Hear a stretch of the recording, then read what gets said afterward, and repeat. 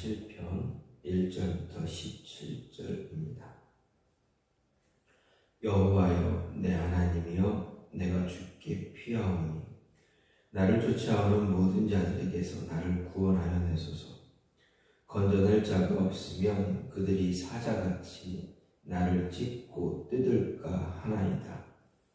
여호와 내 하나님이여 내가 이런 일을 행하였거나 내 손에 죄악이 있거나 화친한 자를 악으로 갚았거나 내 대적에게서 까닭없이 빼앗았거든 원수가 나의 영혼을 잡아 내 생명을 땅에 짓밟게 하고 내 영광을 먼지 속에 살게 하소서. 여호와여 진노로 일어나사 내 대적들의 노를 막으시며 나를 위하여 깨소서. 주께서 심판을 명령하셨나이다. 민족들의 모임이 주를 두르게 하시고 그 위 높은 자리에 돌아오소서. 여호와께서 만민에게 심판을 행하시오니 여호와여 나의 의와 나의 성실함을 따라 나를 심판하소서. 악인의 악을 끊고 의인을 세우소서. 의로우신 하나님이 사람의 마음과 양심을 감찰하시나이다. 나의 방패는 마음이 정직한 자를 구원하시는 하나님께 있도다. 하나님은 의로우신 재판장이시며 매일 분노하시는 하나님이시로다.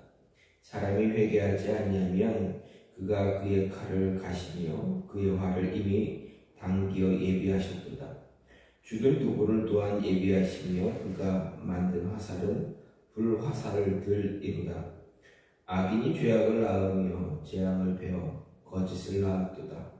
그가 웅덩이를 파 만들며 제가 만든 함정에 빠졌도다. 그의 재앙은 자기 머리로 돌아가고 그의 포악은 자기 정수리에 내리리로다. 내가 여호와께 그의 의를 따라 감사함이여 지존하신 여호와의 이름을 찬양하리로다. 아멘. 오늘 말씀 시편 7편 1절부터 17절 말씀입니다. 오늘 말씀은 원수들에게 쫓기던 다윗이 자신의 무죄를 주장하면서 의로우신 재판장인 하나님께 자신의 억울함을 풀어줄 것을 이제 간절히 호소하는 그러한 시입니다. 성경은 오늘 시편 7편의 시가 베냐민인 구시의 말에 대하여 여호와께 한 노래 이렇게 이야기합니다. 그런데 베냐민인 구시에 대한 기록 성경에 어디 있는가 보면 성경에는 찾아볼 수가 없는 그런 내용입니다. 따라서 이 시편 7편의 배경을 단정해서 말하기는 굉장히 어렵습니다. 다만 베냐민 지파가 사울의 지파인 점에 비추어 볼 때 이 7편 말씀은 다윗이 사울 왕에게 쫓길 당시를 배경으로 하고 있지 않는가 이렇게 생각해 볼 수가 있습니다. 그렇다면 구시의 말이라는 것은 아마도 사울 왕을 지지하고 다윗을 모함하는 또는 비방하는 말을 의미할 수가 있습니다. 혹은 다윗의 은신처를 밀고 하는 그러한 말일 수도 있다 생각할 수 있습니다. 어쨌든 오늘 7편 말씀은 구원에 관한 호소 그리고 심판을 청원하고 또 공의를 실현하는 그러한 찬양의 모습으로 구성된 그러한 다윗이 자신의 처지를 비탄하는 그러한 시의 전형적인 모습을 보여주고 있습니다. 그런데 그 내용에 있어서 시인이 처한 고통스러운 상황에 대해서 이런 한탄하는 내용보다는 주로 의인과 악인에 대한 하나님의 공의로운 심판에 대해 호소하는 그러한 청원하는 성격 그리고 회개하지 않는 악인에 대한 하나님의 심판을 호소하는 또 악인에 대해서 저주하는 내용이 주를 이루고 있는 성격을 볼 수가 있습니다. 그리고 7편 말씀은 비단 개인의 억울함을 호소하는 차원을 넘어서 하나님이 만민을 온 세상의 모든 사람들을 공의로 다스리기를 강구하는 그 모습을 보여주고 있습니다. 그래서 이 10편 7편 말씀은 나중에 후대 유대인들이 불임절 축제에 낭송하는 그러한 시가 되었습니다. 후대 에스더서에 보면 에스더가 이스라엘 민족을 구원하고 만든 그 절기 불임절 그 축제의 날 후대 유대인들이 그날 악인들에 대한 하나님이 악인을 다스리는 그런 모습에서 그 모습 때문에 그 유대인들이 그때 이 시를 낭송하고 있었던 그런 모습을 볼 수가 있습니다. 어쨌든 오늘 말씀 10편 7편 말씀을 나누어 보면 세 부분으로 나누어 볼 수 있는데, 먼저 1절부터 5절 말씀은 다윗이 자신의 무고한 고난에 대해서 하나님께 탄원하고 구원을 호소하는 그러한 내용입니다. 그리고 6절부터 9절은 온 세상의 차원에서 하나님의 공의 심판을 호소하는 내용입니다. 그리고 마지막으로 10절부터 17절은 하나님의 공의로우심에 근거해서 하나님께서 의로운 자는 구원하시고 악인은 반드시 심판하실 것이다 라는 이런 확신의 찬 고백과 찬양이 기록되어져 있는 것을 볼 수 있습니다. 어쨌든 이런 모습을 보면서 오늘 말씀, 특히 다윗은 먼저 말하기를 자신이 하나님께 피한다 라고 고백을 하고 있습니다. 특히 1절 말씀을 보게 되면 내가 주께 피하오니 하나님이여 내가 하나님께 피합니다 라고 합니다. 그러면 하나님께 피하는 자, 내가 피하니 하나님 나를 어떻게 해달라 라고 하는 그런 고백들이 이어지고 있습니다.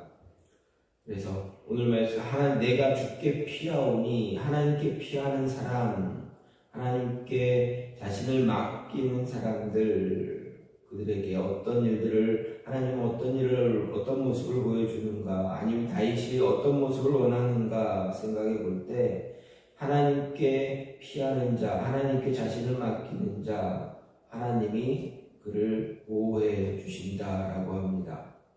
즉 다윗의 고백은 내가 주께 피하오니 나를 쫓아오는 모든 자들에게 나를 구원하여 내소서, 하나님께 이렇게 간절히 간청하고 있습니다. 즉 하나님께 피하기 때문에 자신을 보호하고 자신이 수치당하지 않게 해달라라는 고백을 하고 있는 것입니다.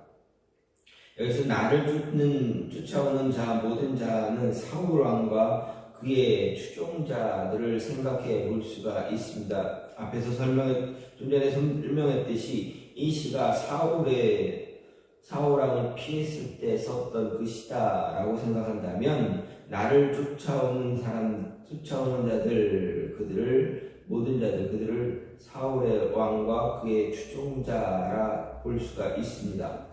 그렇다면 사울 왕과 그의 추종자들이 다윗을 잡아 죽이려고 혈안이 되어 있었다라는 것을 알 수가 있습니다. 그것은 다윗이 무슨 잘못을 저질러서가 아니라 오히려 다윗의 탁월한 업적 때문에 그렇습니다. 다윗은 이스라엘이 블레셋의 침공을 받아 큰 위기를 처했을 때 블레셋의 장군 골리앗을 죽인 일이 있습니다. 그래서 이스라엘이 승리를 거두는데 결정적인 역할을 한 사람입니다. 그때 이스라엘로 돌아올 때 이스라엘의 여인들이 돌아오는 사울 왕과 그의 군사들을 향해서 찬양하는 노래가 있었습니다. 그때 사울이 죽인 자는 천천히요 다윗이 죽인 자는 만만이로다 라고 노래를 했습니다. 이 노래를 들은 사울 왕 다윗에게 시기와 질투가 생겨났습니다. 여인들의 이 노래 속에 그의 마음이 괴로웠습니다. 좋지 않았습니다. 그래서 생각하기를 이제 다윗이 원하는 것, 다윗에게 필요한 것 왕위다 왕의 자리다라고 생각했습니다. 즉 자신의 위치가 위태롭게 될 것 같다라고 생각을 했습니다. 그래서 그의 사울왕은 다윗을 경계하기 시작했고 그를 죽이기 위해서, 그를 내치기 위해서 혈안이 되었던 어떤 생각들을 하게 됩니다. 그래서 자신의 딸을 주어서 다윗을 자기 사랑으로 만들려고도 했습니다. 그래서 그리고 또한 병기 잡는 자로 쓰기도 했습니다. 하지만 그런 조치에도 불구하고 사울왕은 마음이 편치 않았습니다. 급기야 다윗을 제거할 마음을 갖고 결국 다윗은 사울을 피해서 도망하게 됩니다. 이때로부터 다윗에 대한 사울과 그의 추종자들의 끈질긴 추격이 시작이 되었습니다. 그리고 다윗은 수많은 시련을 겪어야만 했습니다.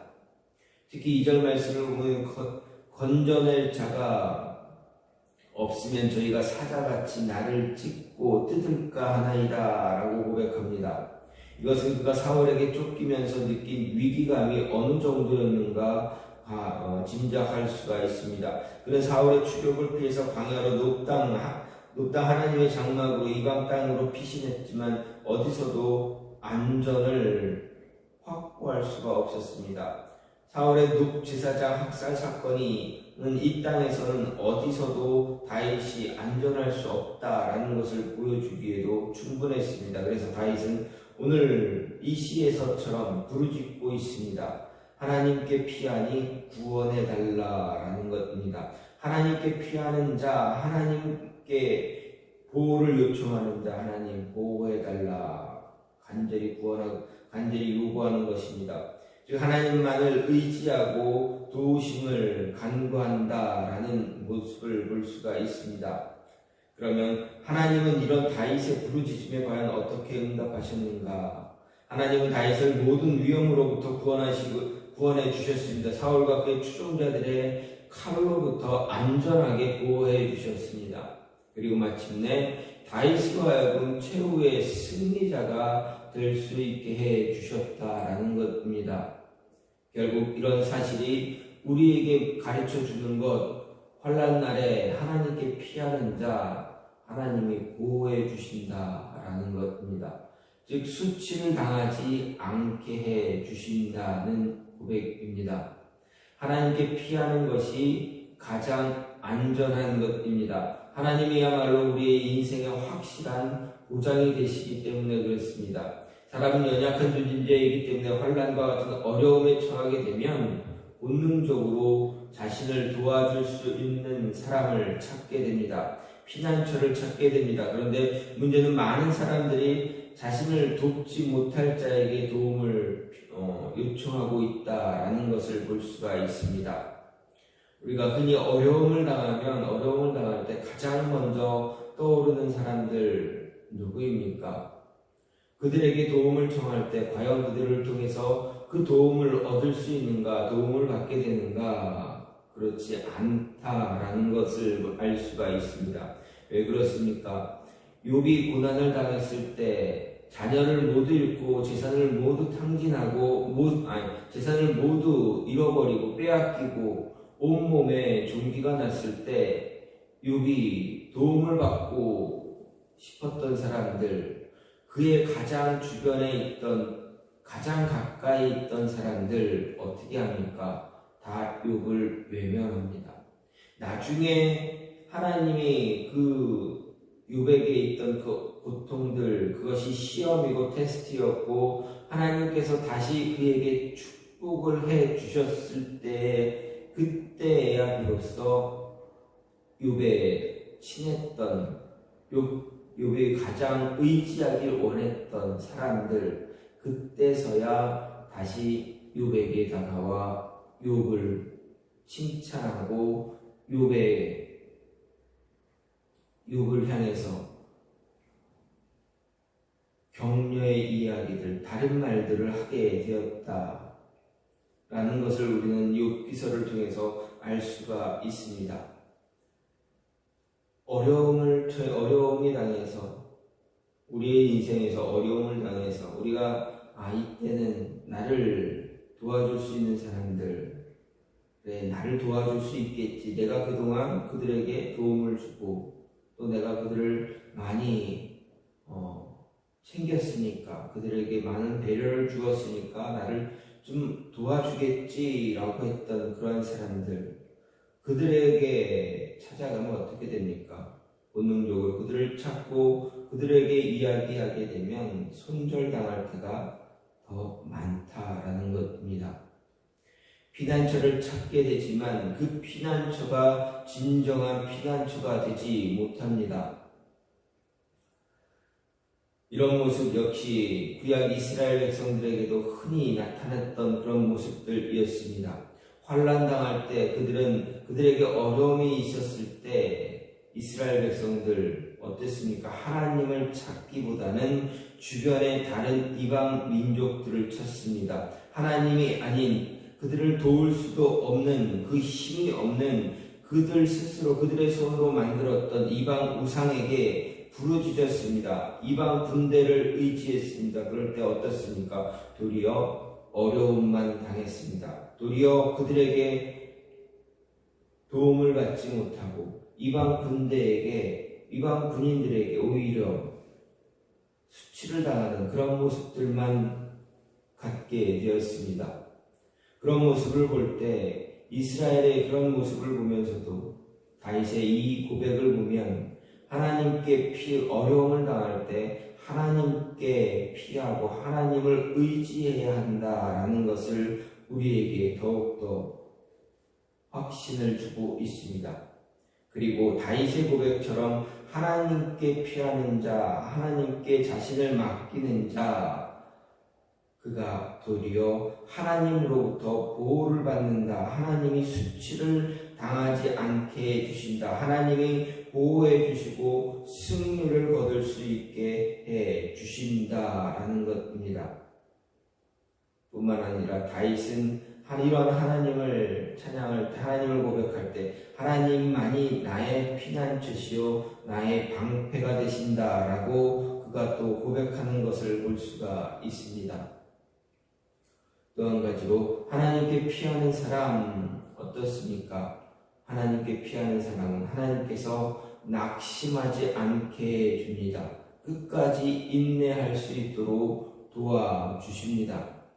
그래서 그가 다윗이 고백하기를 8절에 보면 여호와께서 만민에게 심판을 행하시오니 여호와여 나의 의와 나의 성실함을 따라 나를 심판하소서, 이렇게 이야기합니다. 즉 하나님께 피하는 자, 하나님이 만민을 심판하니 내가 하나님께 피합니다 하면서 나를 낙심하지 않게 나의 의와 나의 성실함을 따라서 심판해달라라는 것은 자신의 처지, 자신의 모습 하나님은 아시오니 나와 함께 해달라는 그러한 고백입니다.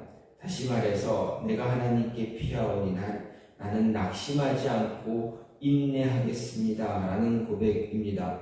즉 하나님께 피하는 자, 하나님께 보호를 요청하는 자 결국 낙심하지 말아야 합니다. 인내할 줄 알아야 합니다. 왜 그렇습니까?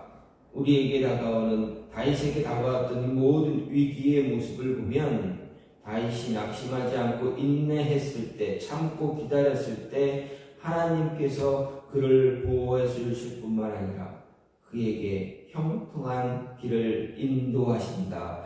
늘 그로 하여금 그 위기에서 이겨낼 수 있는 모습을, 피할 수 있는 모습을 주셨다라는 것입니다. 사울왕의 피해서 도망다닐 때 자신의 거처를 고발하는 자들, 자신의 머물렀던 일들을, 머물렀던 곳을 이야기하는 사울왕에게 고발하는 그러한 모습에서도 하나님은 다윗에게 어떻게 합니까?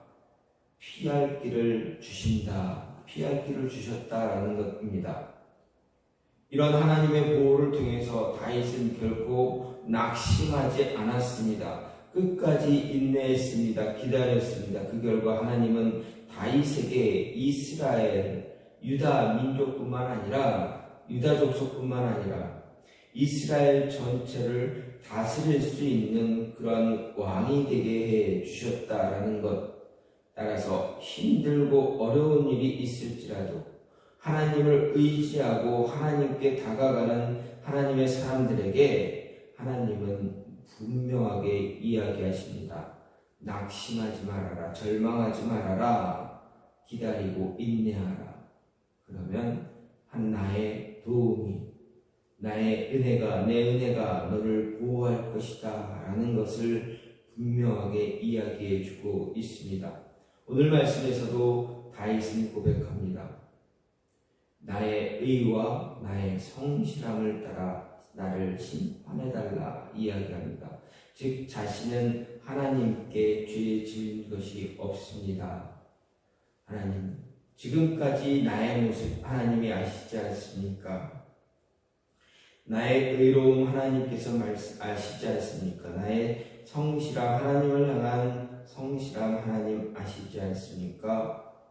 이 성실함, 이 의로움대로 하나님 나를 판단해달라, 나에게 길을 열어달라, 나를 인도해달라라는 고백, 이러한 다윗의 고백이 우리의 마음, 우리의 삶에서도 늘 함께 고백되어지는 그런 고백이 되어지길 간절히 소망합니다. 그럴 때 하나님은 보호하시고 길을 허락해 주신다.